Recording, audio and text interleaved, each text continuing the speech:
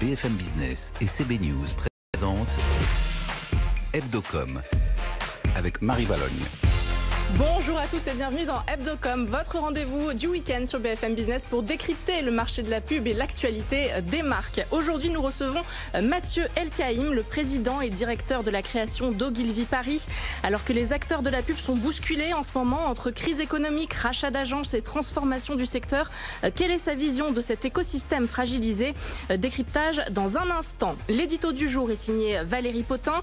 Notre chroniqueur reviendra sur la tribune avant d'interdire, publié cette semaine. Et puis zoom enfin sur la publicité ciblée à la télévision. Elle arrive progressivement sur nos écrans. Quels vont être les changements pour les régies pub? Quelles chaînes l'ont déjà inauguré? Le président de NPA Conseil, Philippe Bailly, nous donnera son éclairage. Voilà le sommaire. On commence donc comme à chaque fois avec les news de la semaine dans le monde de la pub. BFM Business, Hebdocom, les news. Et il est fidèle au poste, le rédacteur en chef de CB News, Frédéric Roy, est avec nous. Bonjour Frédéric. Bonjour Marie. Et du côté de BFM Business, Julien Rizzo. Bonjour Julien. Bonjour Marie. Alors Julien, on commence par votre coup de cœur de la semaine, c'est la nouvelle campagne d'Intermarché. Oui, dans ce spot signé Romance, on suit un petit garçon, un enfant qui, comme beaucoup d'autres, se pose plein de questions. Comment ils font les hippopotames pour se gratter? Et les chiffres, ça va jusqu'à où? Est-ce que les chauves-souris pensent que nous dormons à l'envers? Des questions auxquelles les parents s'arrangent toujours pour trouver une réponse.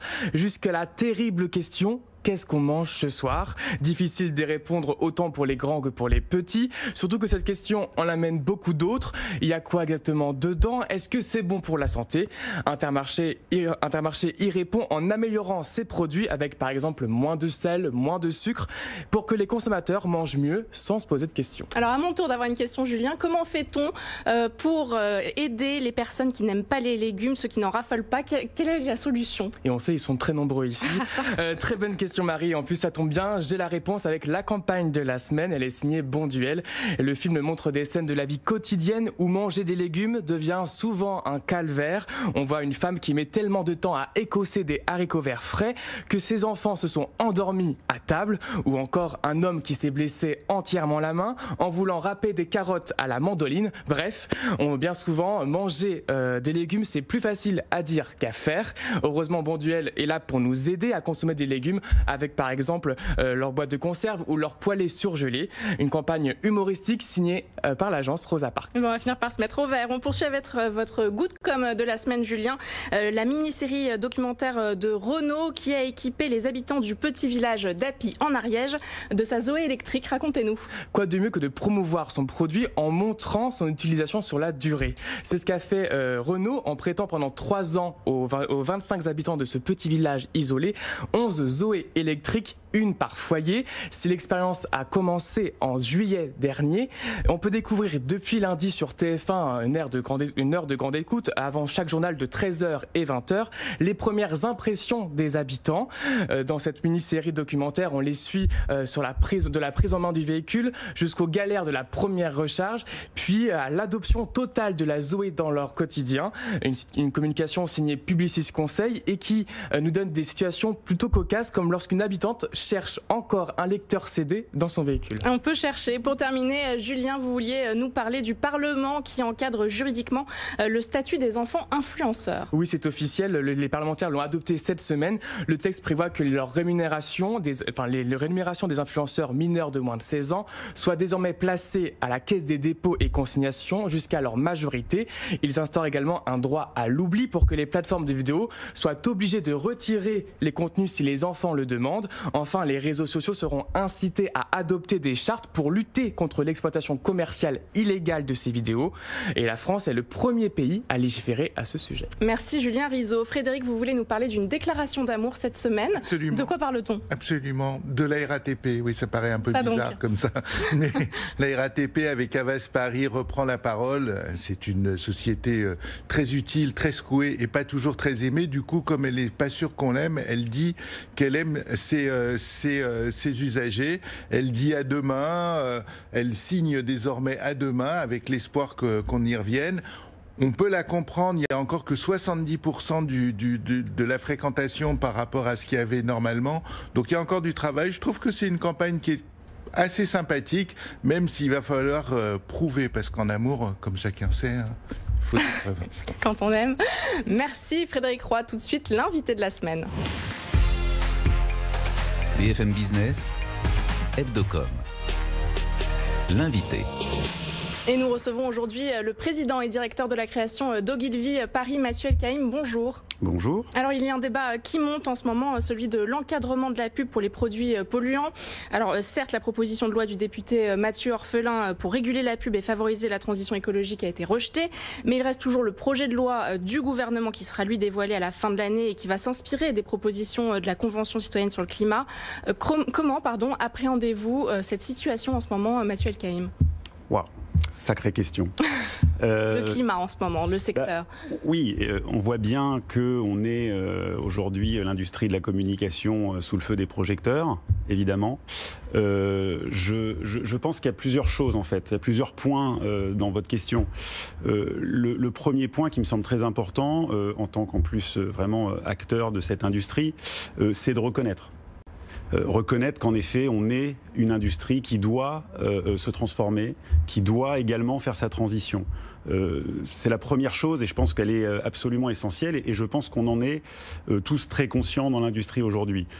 Partir en tournage à l'autre bout du monde, d'une certaine manière, c'est polluant. Le travail qu'il reste à faire aujourd'hui sur les supports de communication, alors c'est vrai que j'ai énormément d'affection pour le DOH, mais la nuit... C'est-à-dire l'affichage électronique extérieur. Mais la nuit dans une gare vide, est-ce qu'à un moment donné, voilà, il n'y a pas... Enfin, c'est même pas... Est-ce que c'est évident que l'industrie déjà doit faire sa transition. Et je le précise, je suis convaincu aujourd'hui qu'elle en a conscience et qu'elle est en train de le faire. Ensuite, il y a la Convention citoyenne qui a amené à ces propositions de loi. La Convention citoyenne, elle a posé une question simple. Et elle a raison, au fond, de la poser, cette question. En revanche, les réponses qui ont été apportées, elles, sont un peu simplistes aujourd'hui. Et la vérité, quand on s'intéresse de plus près au problème, on se rend bien compte que ce sont des questions qui sont extrêmement complexes. Elles ne, en réalité, concernent pas que notre industrie, elles concernent également les annonceurs, nos clients, mais elles concernent aussi les citoyens dans la manière qu'ils ont aujourd'hui de consommer. Donc, pour revenir au fameux « faut-il interdire ?» parce que c'est un peu ça, en fait, hein, le sujet. On peut se poser la question aujourd'hui, est-ce que c'est pas un peu simpliste, interdire? Nous, on pense que inciter, et je dis nous, je ne suis pas représentant, je salue Laurent Habib, mais évidemment, je me mets dans ce sillon, dans ce sillage. Nous, on pense qu'inciter, informer, aider à la transformation, aider à la transition, être, au fond, partie prenante de la solution, là, c'est constructif parce qu'une fois de plus, on a absolument conscience. Et je pense que nos clients, les annonceurs, tout le monde a conscience qu'on est à un moment où la transition est nécessaire, mais il faut la financer, la transition aussi. Alors le monde de la publicité est aussi secoué en son sein, entre autres par la disparition très récente annoncée de l'agence CLM dont vous avez dirigé la création jusqu'à il y a pas si longtemps. Au-delà de la tristesse évidemment que suppose un arrêt comme ça, qu'est-ce que ça dit? Est-ce que ça dit d'ailleurs quelque chose à la fois de la publicité, du monde de la publicité, de cette époque, cette disparition d'une agence qui, on le rappelle, est extrêmement prestigieuse, quoi. La tristesse, elle est immense et elle ne peut pas être mise de côté comme ça. Pourquoi? Parce que en ayant eu la chance de faire partie de cette magnifique histoire, on se rend compte à quel point CLM a été un centre de formation. Il y a quelques agences comme ça dans le paysage publicitaire qui ont littéralement formé des tas de directeurs de création, patrons d'agences. Et je ne vais pas faire la liste, elle serait trop longue, on n'a pas assez de temps, mais c'est absolument démentiel. Donc on perd un centre de formation. Ça, c'est grave en fait. Et ça, c'est triste. Maintenant, ça dit quoi de l'époque? Ça dit que d'abord, rien n'est acquis. Ne pas rester sur ses certitudes. constamment chercher à essayer de comprendre si on est à l'heure de l'époque, j'entends, si on est bien à sa place, comment on peut avancer, se transformer. Les agences doivent se renouveler aujourd'hui. Constamment. Je pense que ce qui est de plus en plus, ce qui est difficile, et particulièrement pour des agences de réseau que je connais bien, je n'ai fait quasiment que ça, et je suis aujourd'hui dans une agence de réseau. On voit bien à quel point la transformation, elle est permanente. Mais alors ça passe par quoi? Des nouveaux formats? Ça passe déjà par comprendre ce que les clients attendent, d'abord. Et que nous, on puisse s'organiser pour leur proposer aussi des solutions qui répondent à leurs attentes et au marketing moderne, pour l'appeler ainsi. Je pense que CLM a énormément souffert, certainement, d'être une agence de réseau. Et c'est un peu le corollaire des agences de réseau. Quand tout va bien, parfois on peut avoir de très belles surprises et des clients qui tombent tout cuits. Et c'est super. Quand ça va moins bien, on peut se faire en effet reprendre littéralement un budget. Ça a été le cas avec Mars. C'est pas un secret qui a été très dur puisque c'était un budget, me semble-t-il, enfin pas me semble-t-il, c'est très clair, complètement constitutif de ce qu'est l'agence. C'est sûr que quand le réseau décide d'enlever un budget comme Mars, que le Covid débarque derrière, que vous devez vous transformer, je sais au fond que c'était le cas, qu'ils en avaient conscience, on peut très très très vite faire les frais d'une situation pareille. Voilà. Alors justement, pendant le confinement, vous déclariez à CB News que l'incertitude était aussi une formidable source d'inspiration. Le confinement est derrière nous, les investissements publicitaires sont en chute. Est-ce que vous partagez toujours cette vision que vous donniez à CB News il y a quelques mois? Alors oui, absolument. Je pense que en fait, l'incertitude, la difficulté nous met toujours dans une position qui est celle de bouger, en fait, d'agir, d'aller de l'avant. En tout cas, c'est plutôt ma façon de voir les choses. C'est pas d'aller en arrière, c'est vraiment d'aller de l'avant, d'essayer des choses. Donc, pour moi, en effet, elle est quasiment, elle engendre de la créativité d'une certaine manière, parce qu'on n'a pas le choix. On n'a pas le choix. Donc, oui, je trouve que cette incertitude dans laquelle on a baigné pendant le lockdown, avait un mérite de nous faire réfléchir, en fait. Mais est-ce que les agences de pub ne sont pas un peu en mauvaise posture en ce moment? Alors, oui, parce que ce serait absolument dingue. Ce serait absolument dingue de nier ça. Évidemment, on est dans une posture très difficile. Ogilvy, ça va pas être la meilleure année. Je sais que chez mes camarades, c'est la même chose. Des clients très importants qui coupent littéralement leurs investissements du jour au lendemain, on sait très bien, j'aime le répéter, on n'est pas juste des saltimbanques, et on n'est pas des saltimbanques, on est un business en fait, donc évidemment que là, ça fait mal. Maintenant, j'aime voir les choses aussi avec un prisme positif, et ça nous incite aussi à bouger, se transformer, agir, et ça je pense que d'une certaine manière, c'est toujours bon.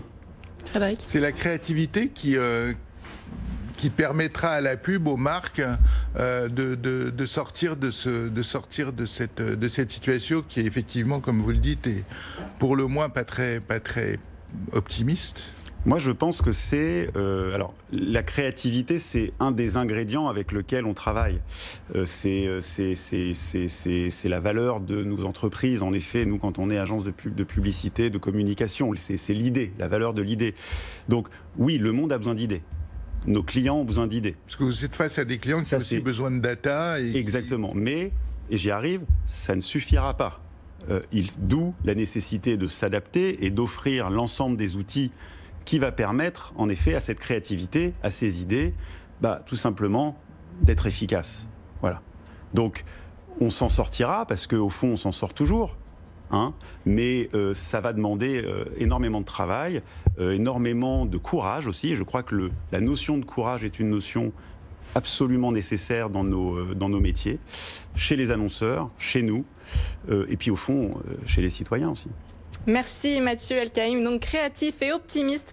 Le président et directeur de la création d'Ogilvy Paris était sur notre plateau aujourd'hui. BFM Business, Hebdocom, l'édito. Et il est en pleine forme, notre chroniqueur Valérie Potin nous a rejoint. Bonjour Valérie. Bonjour. Valérie, vous nous parlez de la tribune avant d'interdire, une tribune signée par les instances représentatives du monde de la publicité cette semaine. Exactement, une tribune qui a été signée par Franck Gervais, le président de l'Union des marques, par Mercedes Serra, la présidente de l'association pour les actions de la filière communication, et par Laurent Habib, le président de la ACC. C'est une tribune qui est également soutenue par tout le banc et l'arrière-banc de la profession et qui interpelle le public, les députés, même le gouvernement et plus largement tous les porteurs potentiels de projets de loi visant à encadrer la publicité pour la rendre plus responsable. Alors dans cette tribune, la profession évidemment elle met en garde logiquement contre ou sur plutôt les risques économiques, les risques sociaux. Elle rappelle le rôle moteur de la publicité dans la transition. Elle est complètement dans son rôle en criant aussi un peu au loup face à ce projet de loi dont le seul nom, loi E20 climat, évidemment n'augure rien de bon pour le secteur. Maintenant, les publicitaires sont aussi assez bien placés pour savoir que les mots ne reflètent pas toujours forcément la réalité du propos qu'ils servent. Et quand on regarde d'un petit peu plus près le contenu de cette proposition, on s'aperçoit que finalement, il n'y a pas tant de choses choquantes, ou en tout cas surprenantes. Ouais, elle propose quand même d'interdire la pub pour certains secteurs polluants, comme l'auto ou l'aérien. Elle n'interdit pas à ces marques de communiquer, en fait. Finalement, elle leur demande simplement de communiquer ou d'arrêter de valoriser des produits polluants au profit d'autres produits moins polluants ou plus vertueux, on va dire. Donc, elles peuvent toutes faire de la pub, finalement. Et d'ailleurs, il y a pas mal de marques, y compris dans l'automobile, qui ont déjà commencé à faire de la publicité sur ce thème. Si on regarde bien, finalement, quand on parle d'abandonner le diesel ou le thermique pour l'électrique, quand on parle de consommer mieux mais moins, quand on parle de consommer plus raisonnable, plus responsable, moins énergivore, quand on demande que les formats publicitaires soient moins intrusifs, finalement, on ne parle que de choses d'exigences qui ont déjà été clairement formulées par les Français ou qui sont imposées de toute façon par la lutte contre le réchauffement climatique. Donc autrement dit, il n'y a rien que les marques et que les agences ne connaissent pas déjà depuis au moins une quinzaine d'années. Maintenant, il est clair que cette loi, cette loi E20 climat, comme tous les projets de loi, elle pêche toujours un petit peu par excès, parce qu'elle est portée par des politiques qui sont parfois un peu aveuglés par leur idéologie ou tout simplement aveuglés par l'absence de vision macroéconomique, voire économique. Alors la profession redoute malgré tout une chute des investissements publicitaires. Alors le risque, il est clair, mais en même temps, la situation n'est pas complètement désespérée, il ne faut pas exagérer. D'abord parce qu'il s'agit d'un projet de loi, donc on n'en est qu'au stade du projet, il va y avoir des débats, il va y avoir des amendements, il va y avoir des modifications, etc. Aussi parce que la crise qu'on a vécue ces derniers mois nous a quand même prouvé qu'il y avait une place pour une autre publicité, une publicité moins commerciale, une publicité plus utile aux consommateurs pour l'informer, pour l'éduquer, pour le rassurer, pour l'accompagner. Donc une publicité aussi moins intrusive et donc beaucoup plus tolérable en fait pour les consommateurs. Rien que du bon pour l'image, pour la préférence de marque et pour le business des marques. Donc cette proposition de loi finalement, elle n'est en fait que l'ouverture officielle d'un front, d'un nouveau front que tout le monde savait imminente finalement et qui au-delà du seul sujet publicitaire, elle challenge les marques et notre modèle de société de consommation de masse dont on sait aujourd'hui qu'il n'est plus viable. Merci Valérie Potin pour cet édito. BFM Business, Hebdocom, le Zoom.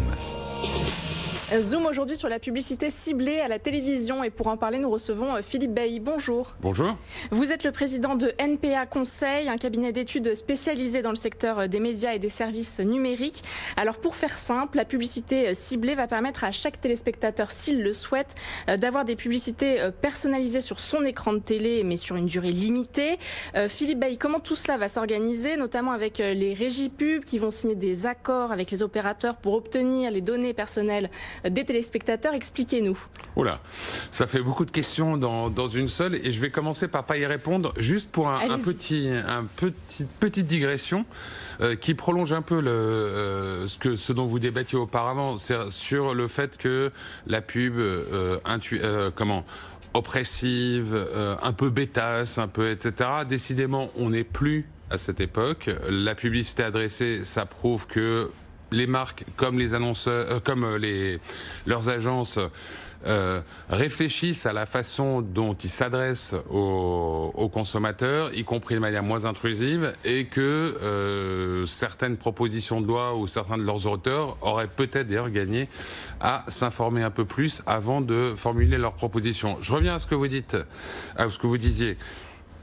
La publicité adressée, effectivement, basiquement, c'est vous et moi, vous avez un chat, moi j'ai un chien, vous aurez une pub pour Ronron, moi j'aurai une pub pour KitKat ou l'inverse, et là on est vraiment dans la publicité adressée pour les nuls. Comment ça fonctionne? C'est effectivement une capacité d'abord technique à un moment dans le signal de télévision à retirer le spot qui pourrait être adressé, enfin le spot je dirais lambda, pour vous en mettre un, et tout ça est techniquement extrêmement expert quoi. Il faut que au dixième de seconde près, on retire dans l'écran un spot qui aurait pu vous être adressé pour en mettre un qui vous convient mieux, et la même chose pour ce qui me concerne. Donc première chose, c'est techniquement un peu compliqué. Deuxième chose, et ça va sous le sens, ça suppose qu'il y ait une collaboration de l'ensemble des acteurs de la chaîne. Parce que pour qu'on arrive à faire ça, il faut qu'en bout de ligne, l'opérateur télécom, Orange, SFR, Bouygues Télécom, puisse donc gérer cette manipulation, mais il faut qu'en amont, la chaîne ou sa régie lui en ait donné l'instruction. Il faut qu'encore avant, il y ait des agences qui se soient engagées sur le truc. Donc, deuxième chose, ça suppose que tout le monde, une collaboration de l'ensemble de la chaîne, une intelligence de l'ensemble de la chaîne. Troisième chose, effectivement, c'est des garanties qui sont données aux téléspectateurs. On ne va pas tout à coup vous changer, entre guillemets, votre bonne vieille pub, votre bonne vieille réclame pour vous mettre de la pub intelligente. On ne va pas vous obliger à être intelligent ou à recevoir de la pub intelligente. Et pour ça, effectivement, il aura fallu que vous acceptiez. 2 points. C'est comment est-ce que vous faites pour accepter. Pour l'instant, on en parlait tout à l'heure avant de commencer, c'est c'est un peu compliqué. Il faut aller dans les paramètres. Dans la box, il faut aller dans les paramètres, toutes les choses auxquelles on ne va jamais, et tant mieux. Mais ça va s'arranger une fois que le train aura commencé à avancer. Les opérateurs sauront vous proposer des messages en disant tiens, si vous avez envie de modifier un peu la pub que vous recevez, il faut cliquer là, etc. Et puis, deuxième chose, il va falloir un accord entre les opérateurs, les chaînes, etc., tout ce monde-là, aussi sur le côté partage de la valeur. Petit 1, en supposant que ça crée de la valeur additionnelle. Petit 2, du coup, qui en prend la plus grande part, ou en tout cas, comment on en partage les parts. Dans ce cas-là, le raisonnement de bon sens, c'est de dire on a intérêt, même si on a une petite part ou une part moyenne, à avoir une part moyenne d'un très gros gâteau qu'une toute petite d'un tout petit gâteau.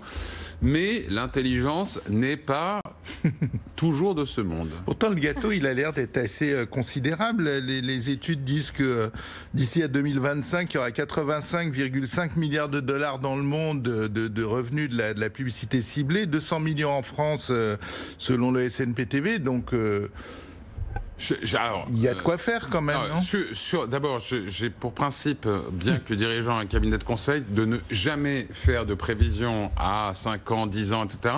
J'ai un grand tort d'ailleurs, parce que l'avantage, c'est quand vous faites des projections à 10 ans, plus personne n'est là 10 ans après pour vous les reprocher. Vérifier, c'est vrai. Mais donc, évidemment, il y a la possibilité de créer de la valeur. Et heureusement, heureusement de tous les points de vue. D'un point de vue, je dirais, purement business, mais même du point de vue du consommateur, on a tous envie de recevoir une publicité qui nous touche davantage, qui nous connaît davantage, plutôt que de se faire spammer par des messages auxquels on est indifférent. Donc à la fin, oui, il doit y avoir de la valeur. L'ordre de grandeur que donnait le SNPTV, 200 millions d'ici 2-3 ans, ça me paraît plus raisonnable, et quand on le compare à un marché de la pub TV de 3,5 milliards, ça fait quand même un gros 5% de plus, c'est pas si mal par les temps qui courent. Ben oui. Donc oui, il y a certainement cette possibilité-là. Là, je veux dire, encore une fois, on est simplement un peu tout le monde dans les starting blocks. Il y a des accords qui sont annoncés là. Pourquoi et qui c'est commencent. Silent ? Parce que, pardon, mais c'est vrai d'abord on en parle depuis fort longtemps. Oui. Puis l'autorisation date de cet été. Je sais bien qu'on n'est qu'en octobre, mais on sent pas non plus une précipitation follement enthousiaste de tout le monde là-dessus. C'est bizarre, non? Alors, sans vouloir taper plus qu'il ne faut sur les pouvoirs publics, c'est vrai que, en tout cas, la parution du décret sur le sujet, elle a tardé. C'est un sujet qui a été ouvert en début du quinquennat. Il aura fallu plus de 3 ans pour atterrir sur un sujet effectivement qui n'était pas tellement polémique, mais mettons ça de côté. Après, il y a un vrai quand même sujet technique parce que c'est pas un sujet sur lequel vous pouvez faire un test juste sur un pâté de maison. Pour que ça fonctionne, pour que ça ait un intérêt pour les marques, il faut leur apporter quand même un bassin significatif. Ça veut dire que vous êtes obligé de mettre en place les équipements un peu partout, et y compris pas seulement chez un opérateur, mais chez plusieurs, de façon à ce que, à la fin, l'ordre de grandeur qui est souvent cité, c'est que on démarre avec à peu près 5 millions de foyers touchés, et puis qu'on soit rapidement à 10 millions, etc.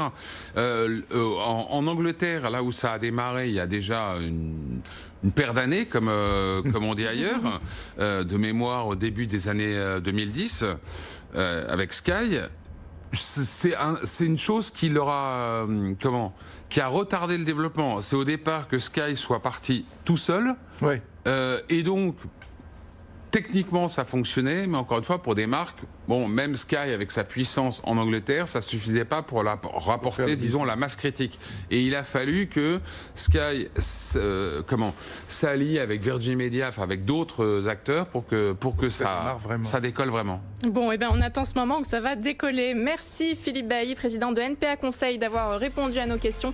Merci également au rédacteur en chef de CB News, Frédéric Roy, d'avoir été à nos côtés. Merci Marie. On se retrouve la semaine prochaine pour un nouveau numéro d'Hebdocom sur BFM Business. Tout ce qu'il faut savoir sur les marques et leur stratégie de communication. Hebdocom sur BFM Business.